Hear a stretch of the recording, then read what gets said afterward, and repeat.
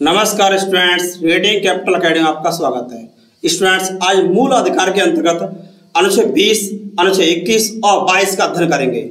मित्रों, अनुच्छेद 20, 21, 22 में किसका प्रावधान किया गया है, आज हमको उसका अध्ययन करना है। पहले पढ़ते हैं अनुच्छेद 20। अनुच्छेद 20 इसमें अपराधों के दोष सिद्ध के संबंध में संरक्षण का प्रावधान किया गया है। अपराधों के दोष सिद्ध के संबंध में संरक्षण, तो ये किस प्रकार का संरक्षण है ये देखेंगे। मित्रों, प्रत्येक व्यक्ति चाहे वह भारतीय हो या विदेशी, प्रत्येक व्यक्ति अर्थात यह भारतीय और विदेशी दोनों को प्राप्त है। प्रत्येक व्यक्ति चाहे वह भारतीय हो या विदेशी, उसको यह अधिकार दिया गया है कि वह तब तक दंड नहीं दिया जा सकता, चाहे व्यक्ति भारतीय या विदेशी, उसे तब तक दंडित नहीं किया जा सकता। कब तक? जब तक उसने कोई कानून नहीं तोड़ा हो। अर्थात कोई व्यक्ति कानून का उल्लंघन करता है या कानून तोड़ता है तभी दंडित किया जा सकता है, अन्यथा नहीं। किसी अपराध सिद्ध व्यक्ति को उस समय कानून है उसके अनुसार सजा दी जाएगी। इस तरह से अनुच्छेद 20 प्रावधान करता है, अपराधों के दोष सिद्ध के संबंध में प्रावधान करता है कि किसी अपराध सिद्ध व्यक्ति को उस समय जो कानून है उसके अनुसार सजा दी जाएगी। इस तरह कानून में सजा का प्रावधान 3 वर्ष है तो उसको 5 वर्ष सजा नहीं दी जा सकती। अर्थात जो कानून है जितनी सजा की व्यवस्था करता है उतनी सजा दी जाएगी। और कौन सी कंडीशन है इसमें? एक अपराध के लिए एक बार सजा दी जाएगी। अर्थात व्यक्ति एक बार अपराध करता है तो उसे सजा कितनी बार दी जाएगी? सिर्फ एक बार दी जाएगी। और अपराध सिद्ध व्यक्ति को उस समय कानून के हिसाब से सजा दी जाएगी। इसके अलावा किसी व्यक्ति को स्वयं के विरुद्ध गवाही देने के लिए बाध्य नहीं किया जाएगा। अर्थात आत्म संरक्षण का सिद्धांत अपनाया गया है। यहाँ पर किसी व्यक्ति को स्वयं के विरुद्ध गवाही देने के लिए बाध्य नहीं किया जाएगा। इस तरह से यदि कोई व्यक्ति अपराध कर देता है तो उसको कुछ प्रोटेक्शन दिया गया है। जैसे एक अपराध के लिए एक बार सजा, उस समय कानून है उसके अनुसार सजा, और स्वयं के विरुद्ध गवाही न देने के लिए बाध्य किए जाने की स्वतंत्रता दी गई है। इस तरह से मित्रों, ये अपराधों के दोष सिद्ध के संबंध में प्रोटेक्शन करता है और इसको आपातकाल में भी निलंबित नहीं किया जा सकता। इस तरह से संविधान का अनुच्छेद 20 मोस्ट इंपोर्टेंट अनुच्छेद शामिल है। क्यों? क्योंकि इसे आपातकाल में भी निलंबित नहीं किया जा सकता। नेक्स्ट देखेंगे आर्टिकल 21। इसमें किसका प्रावधान है? जीवन और व्यक्तिगत स्वतंत्रता, लाइफ एंड पर्सनल लिबर्टी। आपकी लाइफ कैसी है, आपको पर्सनल लिबर्टी प्रदान की गई है। लाइफ एंड पर्सनल लिबर्टी अर्थात इसे प्राण और दैहिक स्वतंत्रता भी कहा जाता है। इसे प्राण और दैहिक स्वतंत्रता कहा जाता है, life and personal liberty, article 21। किसी भी व्यक्ति को चाहे वो भारतीय हो या विदेशी, विधि द्वारा स्थापित प्रक्रिया के बिना जीवन और व्यक्तिगत स्वतंत्रता से वंचित नहीं किया जा सकता। आर्टिकल 21 भारतीय और विदेशी दोनों को प्राप्त है। किसी भी व्यक्ति को चाहे वो भारतीय या विदेशी, जीवन और व्यक्तिगत स्वतंत्रता, लाइफ एंड पर्सनल लिबर्टी से वंचित नहीं किया जा सकता। सुप्रीम कोर्ट ने अपने निर्णय के निर्वाचन में व्यापक व्याख्या दी है। सुप्रीम कोर्ट ने अपने निर्णय के निर्वचन में जो संविधान का निर्वचन किया है उसमें व्यापक इसकी व्याख्या की है और अनेक मानव अधिकारों को इसमें समाहित किया है। आर्टिकल 21 काफी व्यापक हो गया है। तो कौन कौन सी व्याख्या दी है मित्रों? आर्टिकल 21 में अर्थात जीवन और व्यक्तिगत स्वतंत्रता में क्या क्या व्याख्या दी है? तो एक है अच्छे पर्यावरण का अधिकार, आपको स्वच्छ पर्यावरण में रहने का अधिकार है।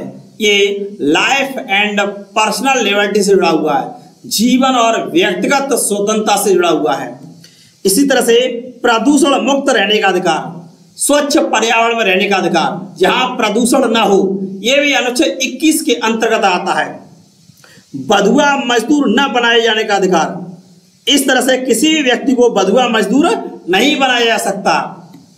प्राइवेसी या एकांतता का अधिकार, इस तरह से प्राइवेसी या एकांतता का अधिकार, ये भी जीवन और व्यक्तिगत स्वतंत्रता से जुड़ा हुआ है। विदेश यात्रा का अधिकार, आपको विदेश यात्रा जाने का अधिकार है, ये भी article 21 life and personal liberty अर्थात जीवन और व्यक्तिगत स्वतंत्रता, प्राण और देह की स्वतंत्रता से जुड़ा हुआ है। आश्रय का अधिकार भी ये इसी में शामिल है। विधिक सहायता अधिकार, आपको कानूनी सहायता प्रदान की जाए, ये भी जीवन और व्यक्तिगत स्वतंत्रता से जुड़ा हुआ है। हथकड़ी लगाने के विरुद्ध अधिकार अर्थात आपको सामान्य जनता के बीच में हथकड़ी नहीं लगाई जा सकती, भले ही आपने अपराध क्यों न किया हो, लेकिन गंभीर अपराध किया जाता है तो कहीं कहीं लगा दी जाती है। लेकिन हथकड़ी के विरुद्ध अधिकार ये अनुच्छेद 21 के अंतर्गत आता है। अच्छी सड़कों का अधिकार, आपको अच्छी सड़कों का अधिकार है, अच्छी सड़कों पर चलने का अधिकार है। गड्ढा मुक्त सड़कें होनी चाहिए, अच्छा पर्यावरण होना चाहिए, प्रदूषण मुक्त वातावरण होना चाहिए, बधुआ मजदूर नहीं बनाया जा सकता, विदेश यात्रा कर सकते हैं आप। हथकड़ी के विरुद्ध अधिकार है आपको पेय योग्य शुद्ध जल का अधिकार, शुद्ध नल का अधिकार अर्थात आपको शुद्ध पेयजल का अधिकार भी आर्टिकल 21 के अंतर्गत आता है।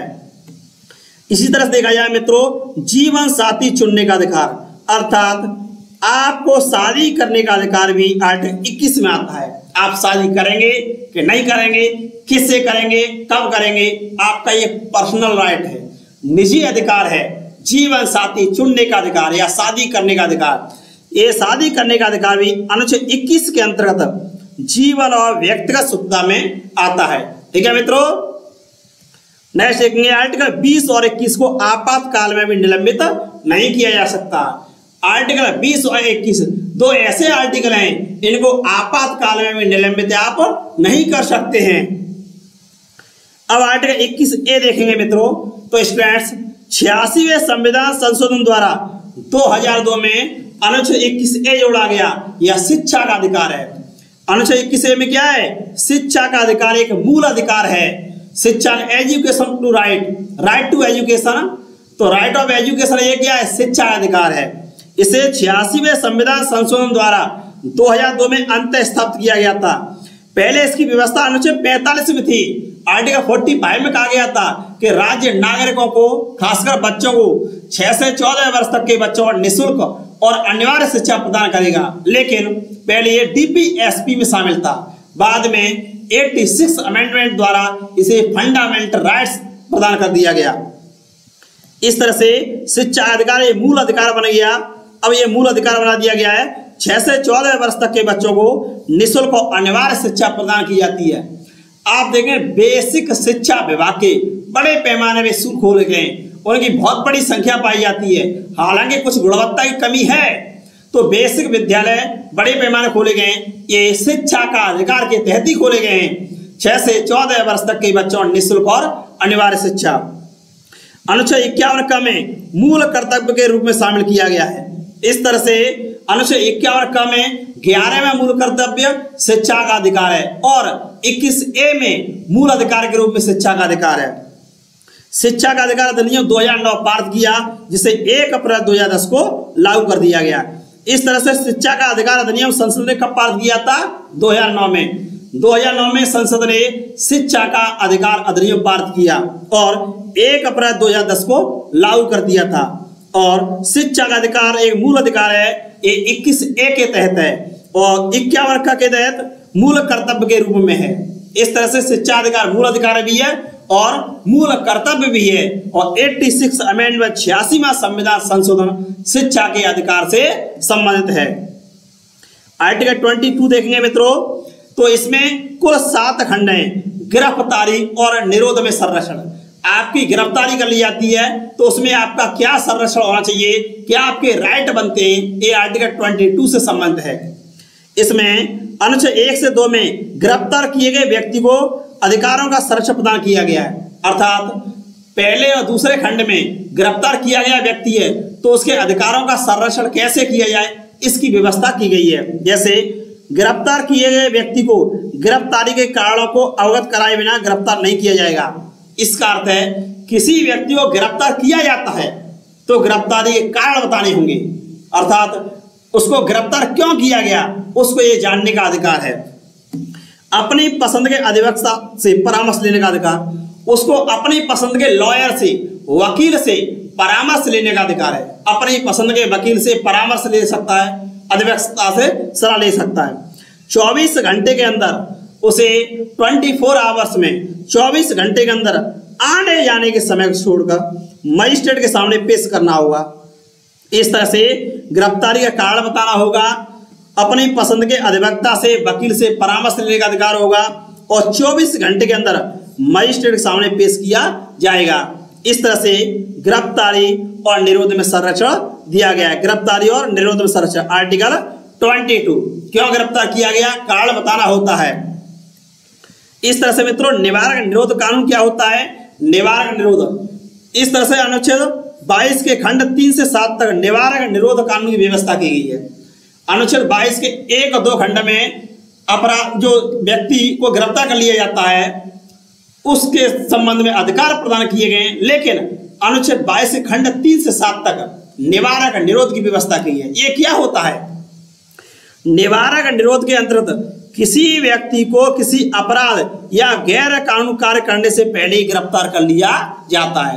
व्यक्ति अपराध नहीं कर पाता या कानून का उल्लंघन नहीं कर पाता, उससे पहले उसे गिरफ्तार कर लिया जाता है। इस तरह से गिरफ्तार कर लिया जाता है। इसका लक्ष्य क्या होता है, अपराध न हो पाए, कानून न टूट पाए। इसका उद्देश्य अपराध को करने से रोकना है, न कि किसी अपराध के लिए सजा देना। इस तरह से व्यक्ति को गिरफ्तार किया जाता है तो इसका कारण क्या है, इसका लक्ष्य एक ही होता है कि व्यक्ति को अपराध करने से रोका जाए, न कि किसी अपराध के लिए सजा दी जाए। इस तरह से किसी व्यक्ति को अपराध करने से, गैर कानूनी कार्य करने से पहले ही गिरफ्तार कर लिया जाता है और इसी को क्या कहा जाता है, निवारक निरोध कानून कहा जाता है।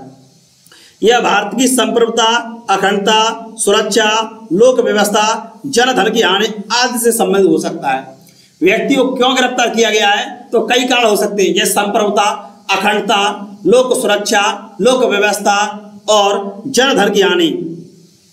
इस तरह से मित्रों देखा जाए, यदि गिरफ्तारी और निवारक निरोध की कार्रवाई दोषपूर्ण है, किसी को गिरफ्तार किया गया है या दोषपूर्ण है, तो न्यायालय निरुद्ध व्यक्ति को तुरंत मुक्त करने का आदेश दे सकता है। यदि गलत तरीके से गिरफ्तार किया गया है तो न्यायालय आदेश दे सकता है उस व्यक्ति को मुक्त करने के लिए। इस तरह से मित्रों आज हमने अनुच्छेद 20, 21 और 22 का अध्ययन किया। स्टूडेंट्स, रीडिंग कैपिटल एकेडमी संविधान और राज्य व्यवस्था से संबंधित वीडियो लगातार अपलोड कर रहा है। यदि हमारा वीडियो अच्छा लग रहा हो तो आप इसे सब्सक्राइब कर लें, शेयर करें, लाइक करें, कमेंट करें।